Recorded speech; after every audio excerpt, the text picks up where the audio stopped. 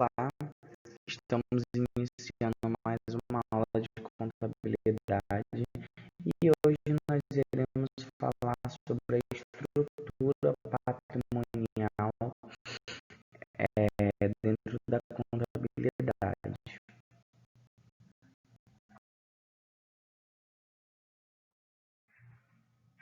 Aqui está o conteúdo programático para que nós possamos nos guiar durante as aulas e sabermos em que parte nós estamos.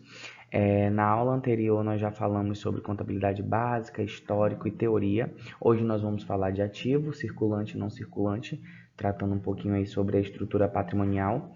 Bens, vamos diferenciar os bens em tangível e não tangíveis, móveis e imóveis.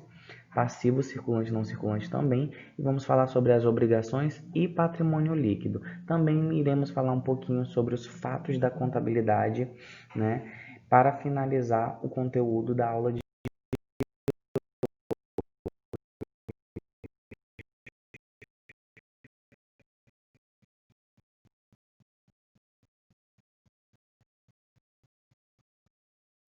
Então, vamos iniciar aí conceituando o que é a estrutura patrimonial. Antes de mais nada, nós precisamos aí definir o que é o patrimônio. O patrimônio, ele é o conjunto de bem ou bens, direitos e obrigações que uma pessoa possui. Pode ser a pessoa jurídica ou a pessoa física, como nós já falamos na conceituação da contabilidade. Então, os bens e direitos é um aspecto um pouco mais positivo, né, do patrimônio. Então, todos os bens que eu tenho, todos os direitos que eu tenho a receber de outra pessoa, que pode também ser pessoa física ou jurídica, e as obrigações, elas já são um aspecto um pouco mais negativo. Por quê? Porque essas obrigações é algo que você tem a pagar, a devolver e assim sucessivamente. Então, o patrimônio ele vai conter tanto os aspectos positivos quanto os aspectos negativos. E aí a gente vai para o próximo ponto da estrutura patrimonial, que é o que é o patrimônio líquido. O patrimônio líquido, eles são os bens mais os direitos, que é o aspecto positivo, menos as obrigações, que é o aspecto negativo. E aí nós vamos ter o patrimônio líquido, que é exatamente aquilo que sobra se eu pagar todas as minhas obrigações, né? Então, o patrimônio líquido é exatamente isso. Porém, o patrimônio líquido ele também pode ser definido como capital social mais reservas mais lucros acumulados ou, em alguns casos, menos os prejuízos acumulados.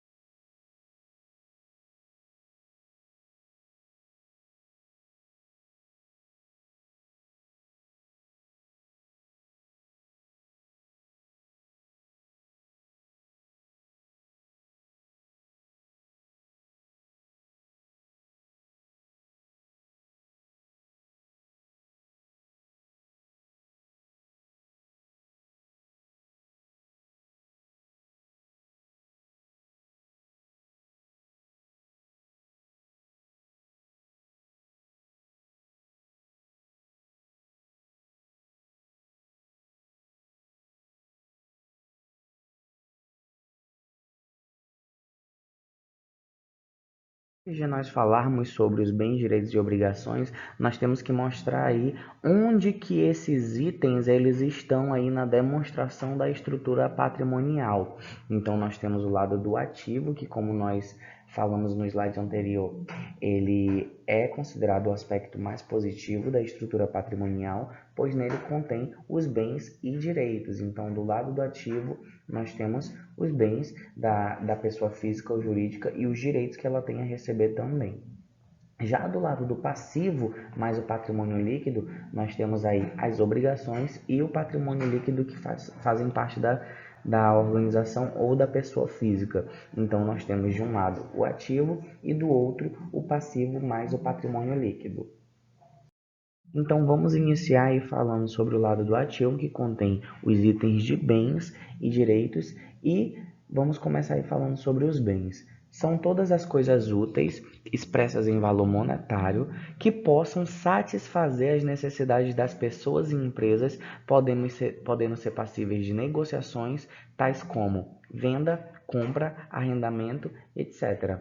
E podem ser classificados em dois grupos: os bens que podem ser tangíveis ou materiais e os intangíveis ou imateriais. Os tangíveis ou materiais são aqueles que possuem forma física, são palpáveis. Exemplos: veículos, máquinas, equipamentos industriais, móveis, imóveis, instalações, etc.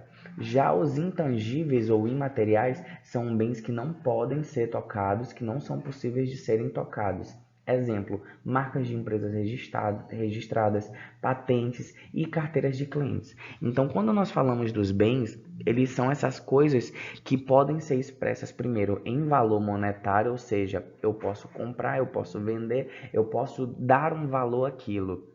E claro, aquela coisa ela tem que satisfazer a necessidade da pessoa, que pode ser também a pessoa física ou a jurídica, né? E aí a gente tem a diferenciação, né, dos bens. Eles podem ser tangíveis ou materiais, né? É aquilo que eu posso tocar, que eu posso pegar, que possui uma forma física. E os intangíveis ou imateriais, que são aqueles que eu não posso tocar de forma alguma, que eles são, como o próprio nome diz, imateriais.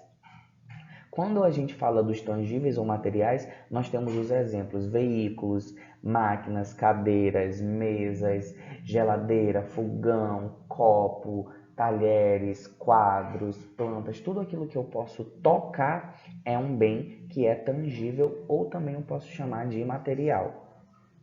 Já os intangíveis e imateriais são aquilo que tem um valor, porém eu não posso tocar. Por exemplo, marcas de empresas, patentes, uma música, coisas que eu não posso tocar, mas eu sei que tem um valor.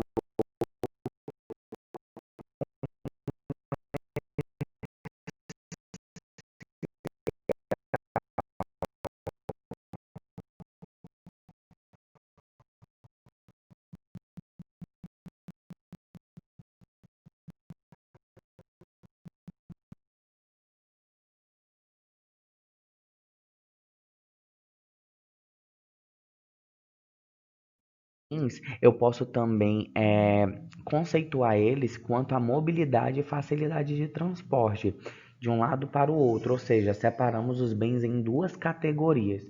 Nós temos os bens móveis e os bens imóveis.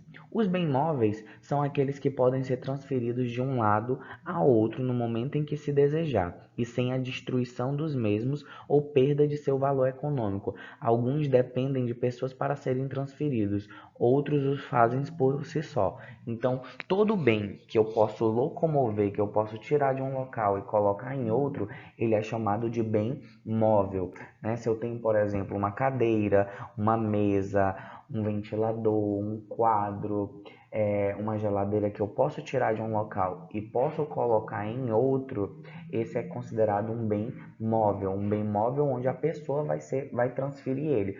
Outros bens, eles não precisam de ninguém para locomover eles, né? Eles podem ser feitos por si só, como por exemplo alguns equipamentos, né? Que ele já tem aquelas rodinhas, por exemplo, onde a pessoa vai só empurrar. Nós temos os automóveis, né? Como carro e moto, que apesar de ser necessário uma pessoa fazer a utilização, o próprio móvel, né? Ele vai fazer a locomoção. Ele próprio tem as rodas, onde você vai conseguir locomover de uma forma muito mais rápida. Então, enquanto nós temos bens que precisam ser carregados pelas pessoas, outros as pessoas só vão fazer o manuseio mesmo. Então, aqui nós temos os bens que são móveis. E também nós temos os bens imóveis. Os bens imóveis são aqueles que estão fixados e que não são possíveis de transferência de um lugar a outro, sem que sofram uma perda de valor econômico ou até mesmo de destruição de sua vida, ou seja, da vida do bem imóvel. Nós temos aí terrenos, construções, árvores e alguns tipos de instalações de máquinas industriais. Então aí nós temos, por exemplo, um prédio que foi construído em uma determinada área. Nós não podemos locomover esse prédio, né? uma casa que foi construída em um determinado terreno, nós também não podemos modificar essa casa. Então, esses são chamados de bens imóveis. Alguns equipamentos também dentro das indústrias, quando eles são fixados em um local, eles são fixados naquele local de uma forma que seja permanente. Ou seja, você não pode tirar aquela máquina novamente, porque senão daria um trabalho muito grande, né? E aí seria prejudicial para a empresa. Principalmente quando a gente fala de linhas de produção, máquinas muito grandes, que são muito pesadas, que vão precisar de materiais para tirar ela do local. Então, também podem ser considerados bens imóveis.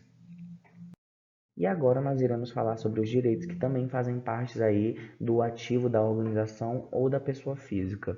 São os haveres que a empresa possui contra alguma pessoa ou empresa e o poder que temos de exigirmos alguma coisa ou valor de alguém. Exemplo, duplicados a receber, títulos a receber, aluguéis a receber e impostos recuperáveis. Automaticamente, se uma empresa tem um direito, alguém tem uma obrigação para com essa empresa. Então, se eu tenho um direito, alguém vai ter uma obrigação comigo. E se eu tiver uma obrigação, a pessoa vai ter um direito contra mim. Então, os dois eles são meio que interligáveis.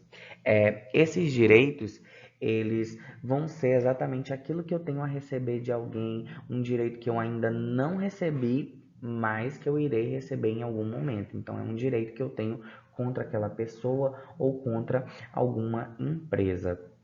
Já as obrigações, elas fazem parte do passivo, né? Porque é o aspecto mais negativo. Então, são dívidas que a pessoa ou a empresa tem a pagar para outras pessoas ou empresa.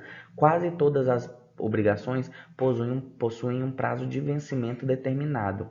As que não possuem esse prazo de vencimento são chamadas de provisões. São exemplos de obrigações, dívidas com fornecedores, os empréstimos, os salários a pagar, os impostos, as obrigações sociais, a conta de água e de luz, o aluguel e etc. Como exemplo de provisões, podemos citar as provisões para o 13º salário, férias trabalhistas e etc. Então, quando a gente fala de obrigações, nós temos as obrigações que são a curto prazo, aquelas que nós pagamos todos os meses, por exemplo, e as obrigações a longo prazo, que são aquelas que nós vamos pagar uma vez no ano e pode ser no final do ano, como por exemplo, 13º e as férias.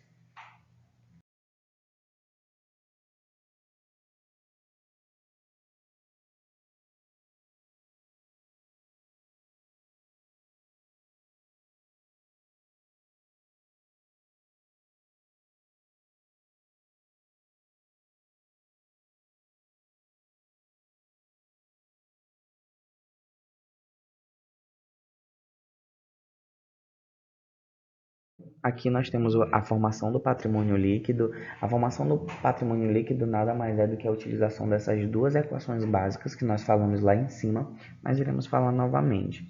A primeira equação, ela é os bens mais os direitos menos as obrigações, e aí forma o patrimônio líquido. Ou também pode ser utilizada a segunda equação, né, que é o capital social mais reservas de lucros mais lucros acumulados, ou em alguns casos menos os prejuízos acumulados, que também vai formar aí o patrimônio líquido da organização. Então aí nós temos o processo contábil e a forma como ele ocorre. Essa imagem ela exemplifica muito bem como esse processo contábil ele ocorre. Nós falamos isso no primeiro vídeo da primeira aula e vamos falar novamente só para vocês entenderem um pouco mais como ele ocorre. Nós temos aí a coleta de dados e aí nós temos a formação através dessa coleta de dados em informações contábeis, ou seja, a própria contabilidade. A contabilidade vai formar com essas informações os relatórios contábeis e aí os usuários da contabilidade, que podem ser tanto internos quanto externos, como nós já falamos, eles vão aí tomar as decisões com essas informações que foram geradas pela contabilidade. Então a gente percebe que esse processo ele ocorre nesse formato aí e é só com esses relatórios, com essas informações filtradas que os usuários da contabilidade eles conseguem tomar as decisões, tanto no aspecto interno, ou seja, dentro da própria empresa, quanto os usuários de fora, que vão tomar decisões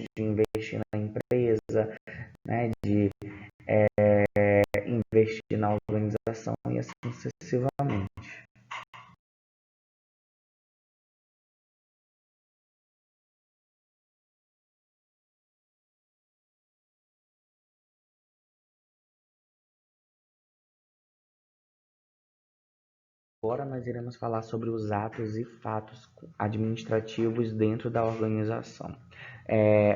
Primeiramente, iremos falar aí sobre o que são os atos administrativos. São os acontecimentos que ocorrem na empresa e não provocam alterações no patrimônio. Então, são coisas que acontecem dentro da organização e não vai mudar o meu patrimônio, não vai mudar o que acontece no meu balanço patrimonial. Por exemplo, admissão de empregados, assinatura de contrato de compras, elaboração de contrato de serviços, emissão de notas fiscais. Tudo isso não vai alterar o meu patrimônio, porque são atos administrativos, né? Eu não estou fazendo pagamentos, eu não estou tirando dinheiro, eu estou apenas fazendo os processos que são necessários para que os fatos administrativos aconteçam. Então, esses atos, eles não provocam alterações no patrimônio. Os fatos administrativos, eles são os acontecimentos que provocam variações nos valores patrimoniais, podendo ou não alterar até mesmo o patrimônio líquido. E eles podem ser classificados em três grupos. Podem ser os fatos permutativos, os fatos modificativos e os fatos mistos. Permutativos são aqueles que provocam permutações, ou seja, trocas entre os elementos do ativo ou passivo, sem modificar o valor do patrimônio líquido. São também chamados de fatos qualitativos, pois pode ocorrer trocas entre os elementos do ativo, entre os elementos do passivo e entre ambos.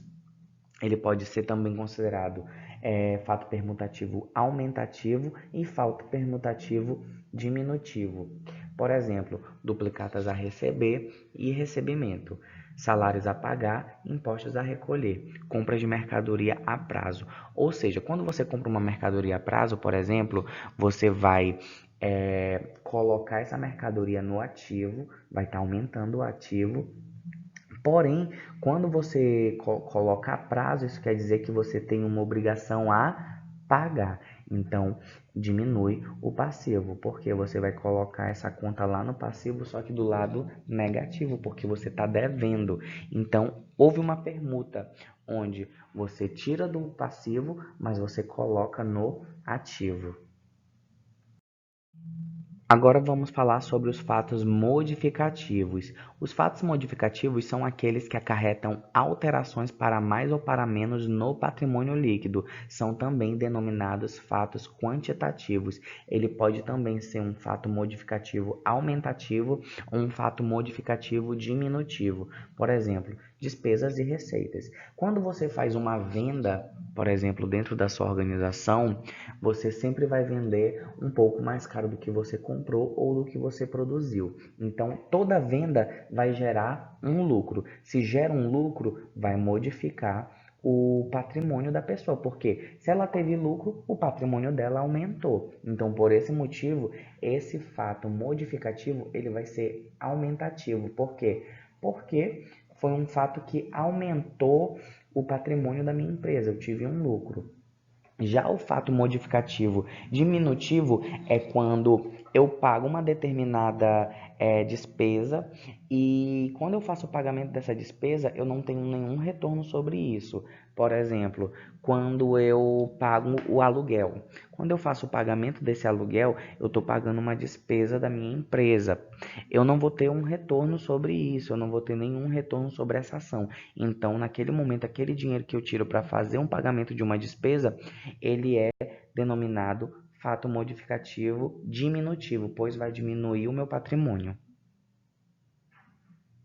Nós temos os fatos mistos, né? Os fatos mistos, eles envolvem ao mesmo tempo um fato permutativo e um fato modificativo. Pode, portanto, acarretar alterações no ativo e no patrimônio líquido ou no passivo e no patrimônio líquido. Ele pode ser também aumentativo ou diminutivo, por exemplo, venda de mercadorias, pagamento de duplicatas com juros. Quando a gente faz uma venda de mercadoria, por exemplo, a prazo, o que vai acontecer? Nós vamos mexer tanto no passivo quanto no ativo. Isso vai gerar aí uma permutação, né? Ou seja, uma troca, onde não vai alterar não vai fazer uma alteração no patrimônio líquido. Porém, quando nós recebemos esse dinheiro, o que vai acontecer? Quando há o recebimento, nós vamos receber esse pagamento com o lucro. Quando chega o lucro, o que vai acontecer? Esse lucro ele vai aumentar o meu patrimônio. Então é um fato misto, onde vai haver a permutação, mas também vai haver a modificação. Então acontecem as duas coisas só nesse fato. Agora vamos para a atividade. Nós temos aí 4 questões sobre a estrutura patrimonial. A primeira vai falar o seguinte: defina nas contas tipo ativo ou passivo. Então você vai pegar cada uma dessas contas aqui: caixa, banco, clientes, estoque, veículos, fornecedores, salários, impostos, empréstimos, financiamentos. Você vai definir se essa conta ela é ativo ou passivo. Depois você vai definir se ela é bem, direito ou obrigação. E por último, você vai definir se ela é circulante ou não circulante. A segunda questão, você vai pegar todas as contas do exercício número 1 e você vai organizar aqui nesse mini balanço patrimonial, onde você vai definir quem é ativo circulante ou não circulante, quem é passivo circulante ou não circulante. Então, você só vai organizar todas as contas que vocês trabalharam ali na questão. Terceira questão, vocês têm que organizar toda a estrutura patrimonial, ou seja, todos esses nomes aí, essas contas, vocês têm que colocar ou do lado do ativo ou do lado do passivo, sempre identificando quem é circulante e quem não é circulante. No final dessa terceira questão, o lado do ativo e do lado do passivo tem que dar o mesmo valor para poder bater o balanço. Nós temos a última questão, né, onde vocês vão organizar também essas contas. Porém, aqui na organização eu peço que vocês façam a tabelinha, ao invés de circulante e não circulante, vocês vão colocar no ativo, na primeira parte, bens e direitos, e no lado do passivo, obrigações e patrimônio líquido, ok? Então, essa foi a nossa atividade de hoje. Eu também vou inserir lá no Classroom, no formato Word para quem preferir, e qualquer dúvida eu estou disponível no WhatsApp.